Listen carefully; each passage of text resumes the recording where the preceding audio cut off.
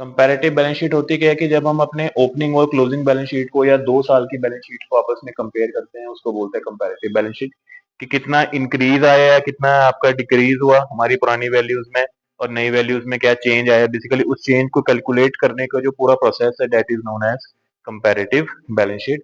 जैसे कि आपको ये दिखाते हैं पिक्चर में, लाइक इज दिस, नजर आ रहा है ये आपकी एक अमेजोन कंपनी की बैलेंस शीट है आपकी।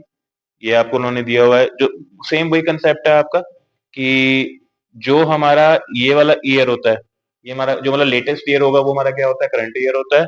एंड जो उससे पुराना ईयर होगा वो हमारा क्या होता है, बेस ईयर या प्रीवियस ईयर को कहते हैं आपका। सेम, थोड़ा दोनों का फॉर्मेट सेम है, बस यहाँ पे अब क्या आ गया आपका, बैलेंस शीट का फॉर्मेट। अगर आप ध्यान से देखोगे, आप वही सेम फॉर्मेट जो आप चैप्टर फर्स्ट में करते हो। इक्विटी एंड लाइबिलिटीज के अंदर हमारे share holder fund, share capital, reserves and surplus, non current liabilities, current liabilities, उनका टोटल। ऐसे ही आपके एसेट्स में दो कॉलम होते हैं, नॉन करंट एसेट्स और करंट एसेट्स की रो होती है आपकी। नॉन करंट कौन से होते हैं, हमारे बड़े assets, fixed assets and investment. और इसमें इंटेंजिबल एसेट्स भी आते हैं, दिए होते हैं। इंटेंजिबल एसेट्स कौन से होते हैं आपके, विच कांट बी सीन, इसको हम देख नहीं सकते, छू नहीं सकते, जिसको बस हम फील कर सकते हैं, वो वाले आपके।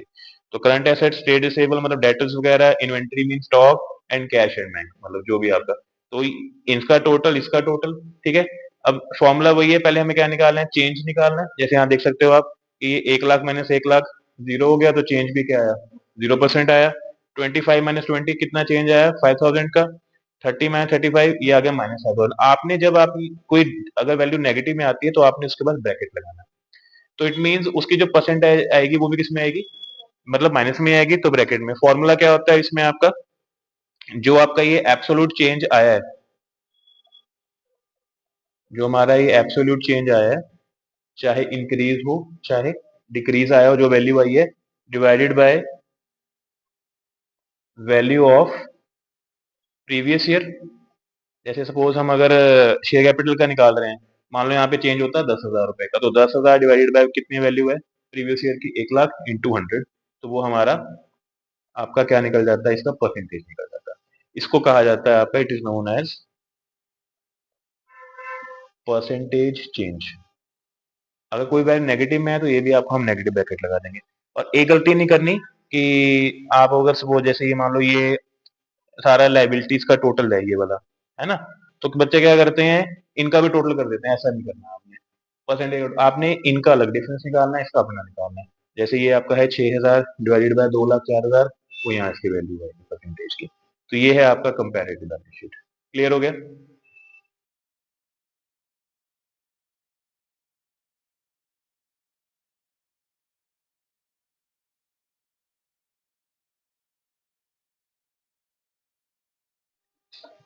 हाँ जी, कंपैरेटिव बैलेंस शीट के बाद आपका जो दूसरा टॉपिक आता है, that is comparative income statement. अब जैसे आपकी कंपैरेटिव बैलेंस शीट क्या होती है कि भी हम 2 ईयर की या ओपनिंग या ईयर की या क्लोजिंग ईयर की बैलेंस शीट को कंपेयर करते हैं। ऐसे हम क्या करते हैं, हमने हमारी जो इनकम स्टेटमेंट है 2 साल की, उसको कंपेयर करते हैं। लाइक है जैसे ये इसमें देखो, ये फॉर्मेट आपको दिख रहा है, ठीक है जी। अब ये फॉर्मेट में अगर आप देखोगे ध्यान से, तो वही है आपका सेम। सबसे पहले रेवेन्यू फ्रॉम ऑपरेशन आपके, ठीक है।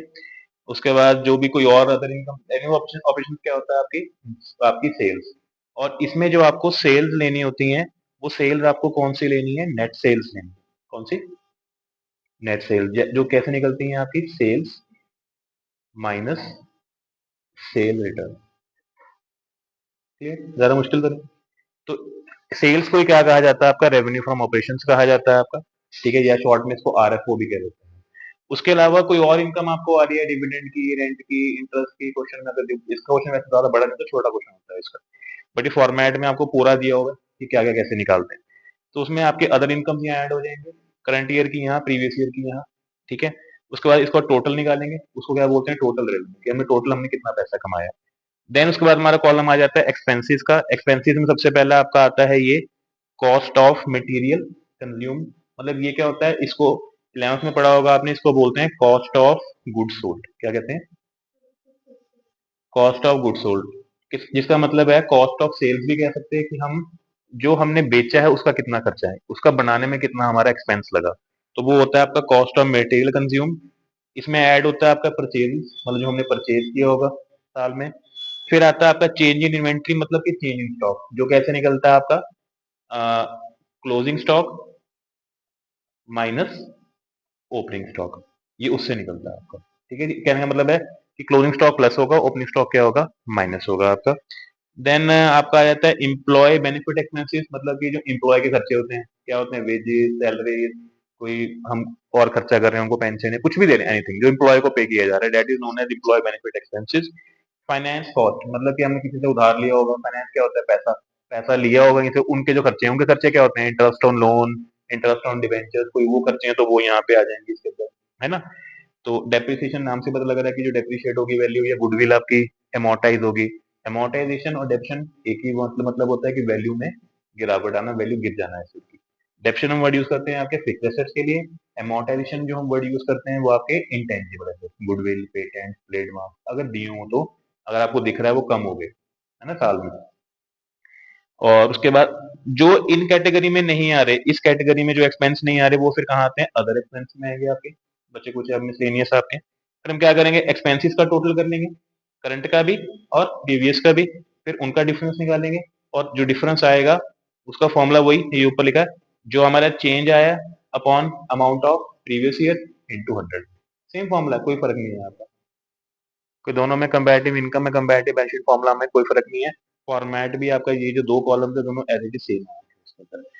फिर इसमें आपका जो आप टोटल रेवेन्यू और ये जो टोटल रेवेन्यू और टोटल एक्सपेंस इनको माइनस करोगे तो यहाँ आएगा प्रॉफिट बिफोर टैक्स। अगर प्लस में आ रहा है तो प्रॉफिट बिफोर टैक्स हो गया, अगर लॉस आ रहा है तो फिर मतलब उसमें आ जाएगा प्रॉफिट बिफोर टैक्स नेगेटिव में आ जाएगा, ब्रैकेट में आ जाएगा आपका। फिर इसमें अगर टैक्स की परसेंटेज दी होगी तो टैक्स माइनस करेंगे आपका, जो वैल्यू आएगी प्रॉफिट में से माइनस करने के बाद वो क्या कहलाएगा, प्रॉफिट आफ्टर टैक्स। कई बार क्या होता है, हमारा लॉस होता है तो क्या उस पर टैक्स लगेगा, लॉस पे टैक्स लग सकता है, फिर लॉस में हमारा कोई टैक्स नहीं होता। तो हम, ये नहीं है कि आप उसे कॉलम लिखो ना, आपको फॉर्मेट में लिखना जरूर है, लेस टैक्स, पर नीचे आ जाएगा नील। ठीक है, उसके बाद वही वैल्यू आपकी मान लो यहाँ आ गई, वो आपका लॉस आ जाएगा, सेम टू सेम करना वही है, सेम टू सेम यही, absolute change upon value of previous year into 100। तो ये आपका है कंपैरेटिव इनकम स्टेटमेंट। आइए दोनों दोनों समझ में आ गए, कंपैरेटिव बैलेंस शीट और कंपैरेटिव इनकम स्टेटमेंट क्या होता है। ये यहाँ पे आपका कंपैरेटिव का पूरा टॉपिक खत्म हो गया।